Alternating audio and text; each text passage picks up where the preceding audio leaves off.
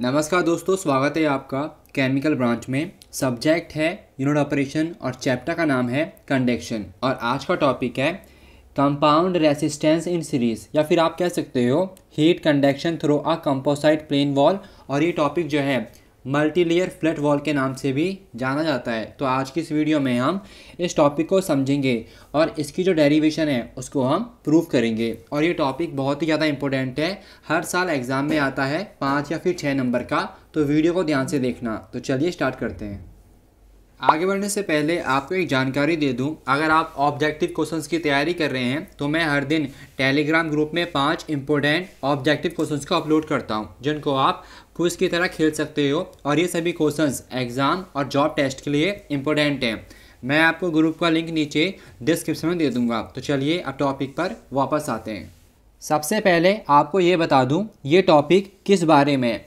तो इस टॉपिक में ये समझाया गया है कि जब अलग अलग प्रॉपर्टीज़ वाली प्लेन वॉल्स, प्लेन वॉल का मतलब ये हुआ दोस्तों किसी इक्विपमेंट की मेटल वॉल, या फिर आप कह सकते हो किसी इक्विपमेंट की मेटल शीट, जैसे कि हीट एक्सचेंजर की, या फिर आप कह सकते हो हीट बॉयलर की।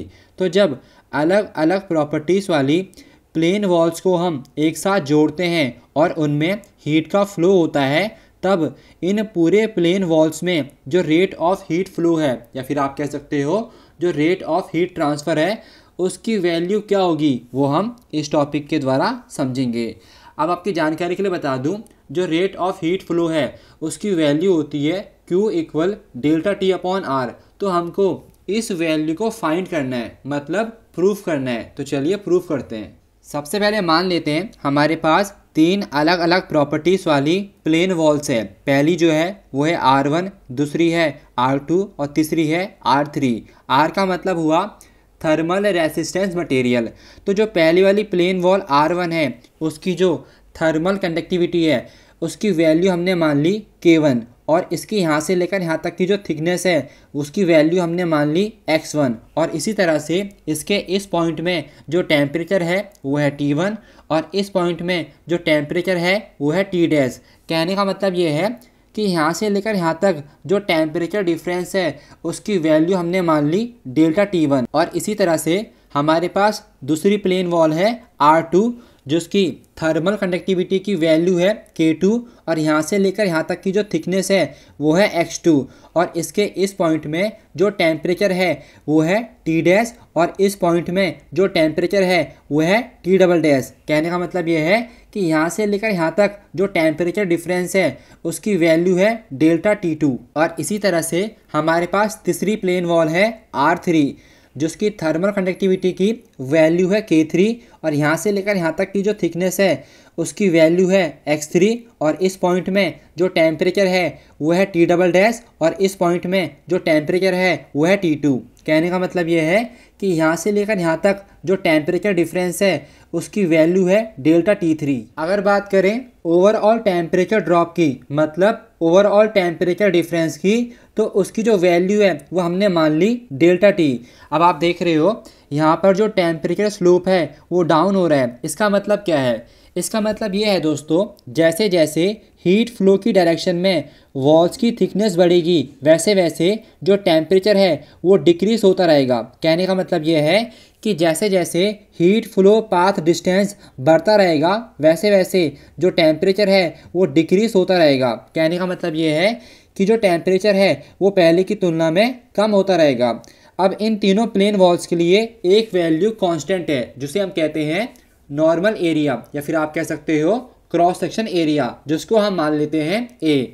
अब दी गई वैल्यूज़ के आधार पर हमको ये पता लगाना है कि यहाँ से लेकर यहाँ तक total rate of heat flow की वैल्यू क्या होगी। मतलब अब हमको डेरिवेशन को प्रूव करना है। तो चलिए प्रूव करते हैं। तो डेरिवेशन की शुरुआत होती है इस इक्वेशन से। इस इक्वेशन के अनुसार delta T1 plus delta T2 plus delta T3 equal होता है डेल्टा T के।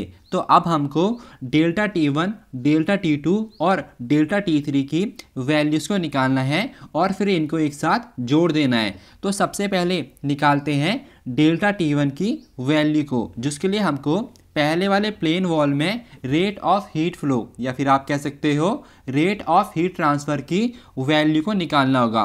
तो फॉरियर लॉ के अनुसार पहले वाले प्लेन वॉल में जो रेट ऑफ हीट फ्लो है उसकी वैल्यू होगी Q1 इक्वल K1 इंटू ए अपॉन का X1 और ब्रैकेट के अंदर T1 माइनस टी डैश, जहाँ पर Q1 होता है पहले वाले वॉल में हीट फ्लो की वैल्यू और जो K1 है उसे हम कहते हैं पहले वाले वॉल की थर्मल कंडक्टिविटी और जो A है उसे हम कहते हैं नॉर्मल एरिया या फिर आप कह सकते हो क्रॉस सेक्शन एरिया और जो X1 है उसे हम कहते हैं पहले वाले वॉल की थिकनेस या फिर आप कह सकते हो पहले वाले वॉल की हीट फ्लो पाथ डिस्टेंस और जो T1 माइनस टी डैश है उसे हम कहते हैं पहले वाले वॉल में टेम्परेचर डिफरेंस। अब इस इक्वेशन से हम T1 माइनस टी डैश की वैल्यू को निकालते हैं। उसके लिए हम क्या करते हैं, ये जो पूरी वैल्यू होती है उसको हम Q1 के अपॉन में लिख देते हैं और फिर हमको T1 माइनस टी डैश की वैल्यू मिल जाती है जो होती है Q1 अपॉन ब्रैकेट के अंदर K1 इंटू ए अपॉन का X1। अब आपको पता है कि डेल्टा T1 जो होता है वो इक्वल होता है T1 माइनस टी डैश के। कहने का मतलब ये है हम इसकी जगह डेल्टा T1 को लिख सकते हैं और फिर हमको डेल्टा T1 की वैल्यू मिल जाती है जो होती है Q1 अपॉन ब्रैकेट के अंदर K1 इंटू ए अपॉन का X1। अब जिस तरह हमने डेल्टा T1 की वैल्यू को निकाला था सेम टू सेम उसी तरह से हम डेल्टा T2 और डेल्टा T3 की वैल्यूज़ को निकालेंगे। तो डेल्टा T2 की वैल्यू होती है Q2 अपॉन ब्रैकेट के अंदर K2 इंटू ए अपॉन का X2 और डेल्टा T3 की वैल्यू होती है Q3 अपॉन ब्रैकेट के अंदर K3 इंटू ए अपॉन का X3।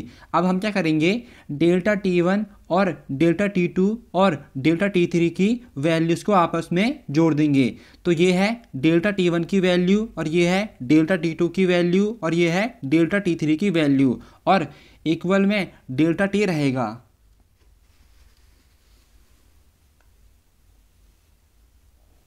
अब देखिए दोस्तों, ये जो ऑपरेशन हो रहा है ये हो रहा है अंडर स्टेडी स्टेट कंडीशन में। तो इसके अंतर्गत क्या होगा, जो हीट फ्लो की वैल्यूज़ है वो इक्वल हो जाएगी Q के। कहने का मतलब ये है कि जहाँ पर Q1, Q2 और Q3 लिखा है वहाँ पर हम Q, Q और Q लिख देंगे। तो जब हम ऐसा करते हैं तो हमको जो इक्वेशन मिलती है वो होती है ये वाली। अब इस इक्वेशन में क्या होता है दोस्तों, जो Q है वो तो है कॉमन, इसको हम बाहर ले लेते हैं और फिर हमको ये वाली इक्वेशन मिल जाती है। अब इस इक्वेशन की हेल्प से हम Q की वैल्यू को निकालेंगे। उसके लिए हम क्या करते हैं, ये जो पूरी वैल्यूज़ है उसको हम डेल्टा T के अपॉन में लिख देते हैं और फिर हमको जो इक्वेशन मिलती है वो होती है ये वाली। अब इस इक्वेशन को हम सॉल्व करेंगे तो हम क्या करते हैं, ये जो अपॉन में X1, X2 और X3 लिखा है इसकी मल्टीप्लाई 1 के साथ कर देते हैं और फिर हमको ये वाली इक्वेशन मिल जाती है। अब देखिए दोस्तों, इस इक्वेशन में जो x अपॉन k इंटू ए मतलब thickness upon thermal conductivity into area का जो रेशियो है उसको हम कहते हैं थर्मल रेसिस्टेंस। कहने का मतलब ये है कि इन वैल्यूज़ के जगह हम R1, R2 और R3 को रख देंगे।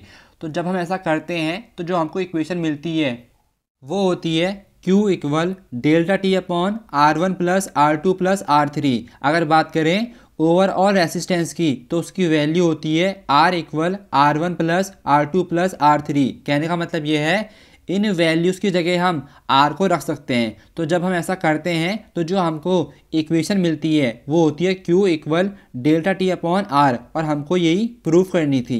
तो लास्ट में इस इक्वेशन से मतलब इस फॉर्मूले से प्रूफ होता है कि रेट ऑफ हीट फ्लो या फिर आप कह सकते हो रेट ऑफ हीट ट्रांसफ़र जो होता है वो होता है ओवरऑल टेम्परेचर ड्रॉप या फिर आप कह सकते हो डिफरेंस, जिसको हम ड्राइविंग फोर्स भी कहते हैं, और कंपोसाइट वॉल का ओवरऑल रेसिस्टेंस। तो अब हम कह सकते हैं कि रेट ऑफ हीट ट्रांसफ़र जो होता है वो ड्राइविंग फोर्स अपॉन रेसिस्टेंस का रेशियो होता है, जहाँ पर ड्राइविंग फोर्स होता है टेम्परेचर डिफरेंस। अब दोस्तों जाते जाते एक पॉइंट को और नोट कर लो, ये जो डेल्टा T अपॉन R है ये है ओवरऑल कंपोसाइट वॉल में रेट ऑफ हीट ट्रांसफ़र की वैल्यू। अगर हम सिंगल वॉल की बात करें तो उसके लिए हम इन वैल्यूज़ को प्रीफर करेंगे। और इसी के साथ ये टॉपिक यहीं पर ख़त्म हुआ। उम्मीद करता हूँ वीडियो आपके लिए यूज़फुल है, तो प्लीज़ वीडियो को लाइक कर देना। कुछ भी पूछना हो, कोई भी डाउट हो, कमेंट के माध्यम से पूछ सकते हो, मैं रिप्लाई कर दूंगा। और नेक्स्ट वीडियो में हम जानेंगे heat flow through a cylinder. मिलता हूँ आपसे नेक्स्ट वीडियो में, तब तक के लिए गुड बाय।